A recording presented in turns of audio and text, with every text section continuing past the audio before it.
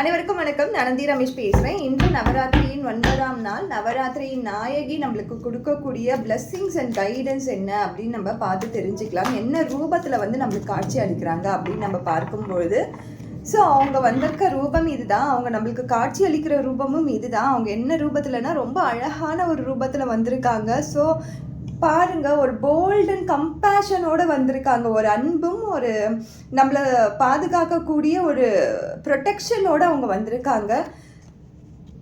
So துர்காவாகவே வந்திருக்காங்க. நம்மளுக்கு துர்கா தேவியாகவே இன்னைக்கு பாருங்க, துர்கா ஒருத்தவங்களை வதம் பண்ணுற மாதிரி கோலத்தில் வந்திருக்காங்க. ஸோ நம்ம வாழ்க்கையில் எந்த துன்பங்கள் இருந்தாலும், என்ன மாதிரியான நெகட்டிவான ஃபேஸில் நம்ம இருந்தாலும், நம்ம மனசில் இருக்கக்கூடிய தடைகளையும், நம்ம வாழ்க்கையில் இருக்கக்கூடிய தடைகளையும் அப்படியே நான் உங்களுக்காக நானே அதை கண்டிப்பாக எடுப்பேன் அப்படின்னு சொல்லி அந்த வதம் செய்கிற அந்த கோலத்திலேயே வந்திருக்காங்க. துர்காவா தேவி துர்காவா நம்மளுக்கு இன்னைக்கு காட்சி அளிச்சிருக்காங்க.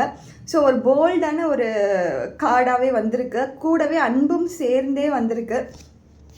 ஸோ இவங்க என்ன சொல்கிறாங்கன்னா, light incense daily and chant any Durga ஸ்தோத்திரம் அப்படின்னு சொல்லியிருக்காங்க.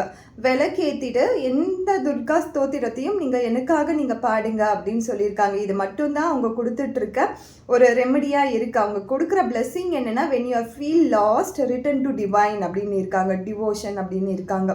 ஸோ நம்ம எப்போல்லாம் நம்மளை ஒரு நெகட்டிவான ஃபேஸில் நம்ம போகிறோமோ அப்போல்லாம் நீங்கள் உங்களுடைய கடவுளை தேடுங்க அப்படின்னு சொல்லியிருக்காங்க. ஸோ இன்றைக்கி ரொம்ப அழகான ரூபத்தில் வந்திருக்காங்க. இதை அப்படியே டேப் பண்ணிக்கலாம். இந்த எனர்ஜி அப்படியே நம்ம அக்குமுலேட் பண்ணிவிட்டு நம்ம லைஃப் அப்படியே லீட் பண்ணிக்கலாம். Thank you so much.